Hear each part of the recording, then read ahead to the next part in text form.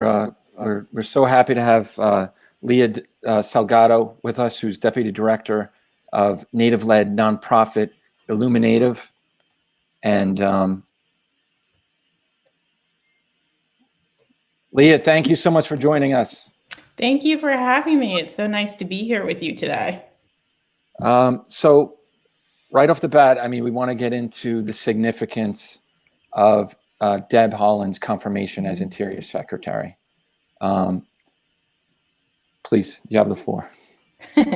Great. Well, my name's Leah Salgado. I'm Bosco Yaqui. I'm a Native woman from Tucson, Arizona. And I'm coming to you from the lands of the Piscataway people in Washington, D.C., where Secretary Haaland began her first day today officially as the secretary. And I can't even begin to talk about how wonderful it is, right, that this moment happened. I think even when we think about the history, right, of the Department of the Interior, the way in which the federal government has attempted the genocide, erasure, right, of Native people, and the Department of the Interior really being one of the major vehicles, right, that did that work, and to have a Native person now, right, it took way too long, but to lead, right, that department is a revolutionary act, I think, no matter any way that you cut it. But even thinking about the way that this whole process happened, right? Like Native people in Nevada and Arizona, right, in Wisconsin and when Minnesota showed up in record numbers,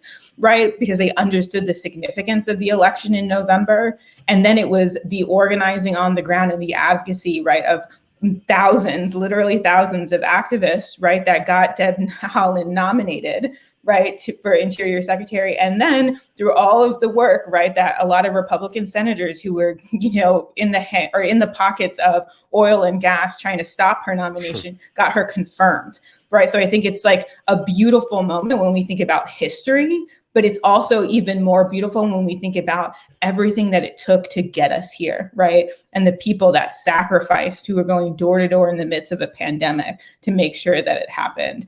So it's significant on all kinds of levels, and I'm really excited about it. And Leah, so there's so many issues, obviously, as you mentioned, that need to be, confronted, especially around Native issues, especially just, because of the amount of power that the Interior has, right? So can you talk about just some of the top priorities that you see Deb Haaland, executing on, as she takes over this department that historically, as you mentioned, has done more to, endanger Native people than actually support them? Yeah. So I think first and foremost, right, like I know you were talking about the COVID-19 bill, right, that passed through Congress. I think it's really important for us to realize that for tribes, right, who were included as part of that plan, the office that's going to be overseeing, right, the distribution of those dollars, right, is going to be the Department of Interior. And so Secretary Haaland is going to play a big role, right, in helping ensure tribes have access to those funds, because I think a lot of people don't even realize is that when the pandemic first started, right, a year ago, tribes and Native communities were left out of that original COVID bill, right? And it was through the advocacy of Congresswoman Haaland at the time and Congresswoman Davids, right, where Native people did have access to funds. We've seen, Native people and tribes continuously have problems getting access to vaccines, right, to serve, right, their communities. And so to have a Native person, right, who's going to be in charge of making sure that money is distributed in a way that's equitable, in a way that's meaningful, is really important. And we can't underscore the significance of that. I think it's even when we look at things like Biden's memo, right, to stop the Keystone Pipeline, when we look at like the pause on leases, right, for new drilling sites, right, those are all places that impact Native people, and the Department of the Interior is really going to play a role in ensuring that the voices of tribal leaders are part of conversations around that, right? And I think for advocates like me, right, who have worked in DC, who have worked in policy, part of the hardest job that we have going into Congress people's offices, meeting with staff, right, meeting with folks who are supposed to know who we are, is having to explain to them, right? The 101 of why tribes are treated differently, right? About treaty rights, to give them the 101 for them to see us as human. That's like takes up half the meeting, right? And for the person that's going to be in charge of making some of these decisions, being a Native person who not just was in Congress, right, but who also worked within tribes, who worked in community, right? Like that takes away half of that burden that we had originally. And it's important for us to look at that. But I think what also a lot of Native activists are really excited about is the fact that a lot of fights that we have currently around land and water and sacred sites, right, are fights that have continued to happen because, you know, with Ryan Zinke, with the other secretaries of the Interior, they didn't respect tribal sovereignty, right? They did everything that they could to undermine the ability of tribes to protect their land and their water and sacred sites. And so now we have a proven advocate who's in that seat, who understands the importance of tribes being there making decisions. And I, for one, am really excited, right, that we have someone who actually cares about the land, right, that understands the importance of land, that understands the importance of clean air, of clean water, not just for Native people, but for all Americans being in that seat. Because I think the reason why there was so much pushback, right, from some of these senators, by some of these lobbyists, is because they know she's not in their pocket. Right? She's never taken money from them. They don't have the same kind of access. They've been living in a world where they have free reign to do whatever they want, right? When it comes to drilling, when it comes to putting profits over people, and to have Deb Haaland there, I think she's just, she's not what they want, and she's not what they expect to work with. And I think they're going to be in for a rude awakening, right? As she's able to ensure that the lives of everyday people, right, are protected, and that, you know, these corporations don't have access like they used to. Yeah, I mean, and we could go down the list of all the different issues, and some of them you addressed. I mean, in terms of her confirmation, as you said, revolutionary. And now you mentioned a little bit about sort of, you know, the in the pockets and the drilling. And, you know, one of the things for me when I try to do research and I try to educate myself about history here, especially with the Interior Department, has been that mining, you know, and uranium mining in particular. And I know Deb Haaland has some strong stances on that. So if you wouldn't mind, you know, briefly just to try, you know, because I know, you know, unless you do the research, the common person isn't even going to hear about this stuff. So if you wouldn't mind just sort of talking a little bit about that shameful legacy, specifically with uranium mining. Sure, I can. Let me preface this by all saying this. You aren't alone in not knowing this history, right?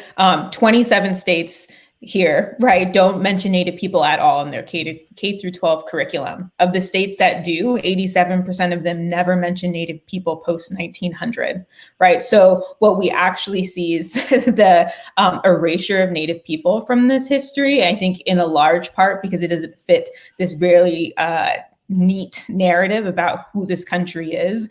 And so there's been a lot of like really specific work, right, I think, to whitewash our history as a country. So you're not alone, right? I think that's part of the work that we do when we talk about representation, when we talk about Native visibility, right? Just really think about how do we ensure that folks like you are actually learning true history, right? That you're getting a truthful understanding of what this country is. For some context, right, the Department of the Interior oversees public lands, right, oversees the Bureau of Indian Education, the Bureau of Indian Affairs, right? And I want to talk a little bit about the BIA, the Bureau of Indian Affairs, right? Because it has a very painful history where that department was actually dealt with tribes, right, was actually housed under the Department of War before the Department of the Interior was created. So when you take that piece of history, it puts into context the entire way in which the federal government has actually the mindset that they've had towards Native people, right? It was within the Department of War, right? When we look at the Bureau of Indian Education, which now oversees, right, many different schools on different lands, right? That was the primary vehicle for the forced assimilation schools, right? The boarding schools that are a deep part of this country's history, right? So the DOI, when it was created, was really an opportunity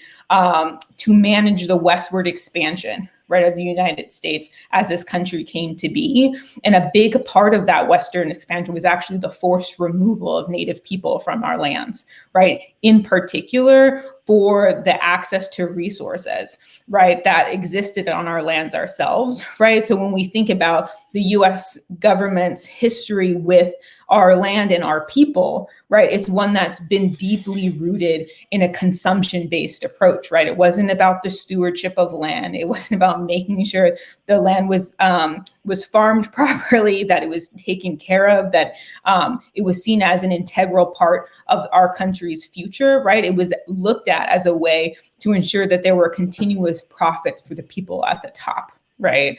And so the DOI really has been a vehicle of white supremacy for a very long time. When we look at mining, right, like that's a deep part of that history as well. When we think about Deb Haaland, right, the Laguna Pueblo is actually a tribe that has dealt with a uranium mine on their traditional homelands and have seen all the after effects of that, right? We have tribes that are in Montana who have dealt with gold mining operations that have literally poisoned the water, right, that's there. And so I think part of the reason why when we talk about the sacredness of land, we have to acknowledge that people live there, right? Like this doesn't happen in Beverly Hills or in the Hamptons, right? Like this happens where Native people live, and it's something that we're okay with, right? Because people don't think about Native Americans. They don't see us as being human, right? And so it's okay if there are issues with access to water or if the land is damaged, right? Because it's out of sight, out of mind. And so it's really interesting, I think, when we think about Deb Haaland, who's going to be making decisions, right, on new leases, right, for oil or for drilling, who's actually dealt with the repercussions of those decisions, right? It's not theoretical for her. As much as some of these senators are talking about this, right, they don't live in the land where they have runoffs, right, in the water, where they understand the devastating impacts, right, on the health of our children, right, on themselves. And Deb Haaland does. And so I think it's an excellent opportunity for her to bring that experience and knowledge into the department. And Leah, I just have two quick questions, if you don't mind. And Sure. one has to do, obviously, with the treaty obligations that this country never lives up to over more centuries. And also, in terms of the climate, I think the stat is that a quarter of all carbon emissions come from public lands, right?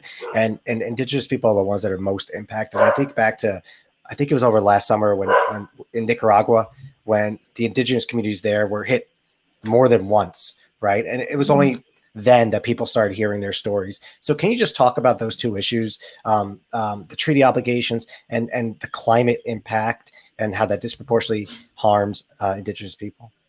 Yeah. Well, I'm going to start first with the climate impact, right? Because I think it's important that we acknowledge that 80% of the world's biodiversity lives in the hands that are managed, right, and stewarded by indigenous people. And that's for a very important reason, right? When we think about like our language and the words that we use, right, to talk about this relationship, we understand that anything that we do is not in a vacuum, right? Like it impacts everything. We are all related, right? Like there is nothing that exists, right, within this space that isn't impacted by actions that we take. And I think what's beautiful and what Deb Haaland has talked about a lot, right, is about how when she talks about herself as a 35th generation New Mexican, right, what she's talking about is her ancestors, right, and their relationship with the land that they're on. And she takes that mindset and looks forward for how we're continuing to build a world where the planet is habitable, right,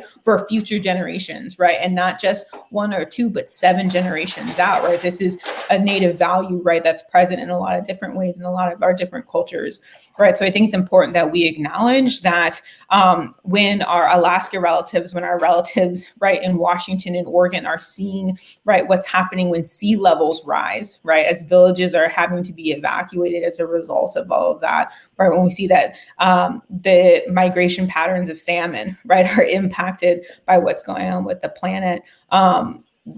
We are like canaries in the coal mine, for lack of a better analogy, right? Like we know that things are happening that are wrong, and it's not just going to be right like us that are impacted. This is really about how our planet is being impacted, and what's going to happen in the future. And I think I'm excited that Deb Haaland's there because I think she understands, right? She deeply understands that.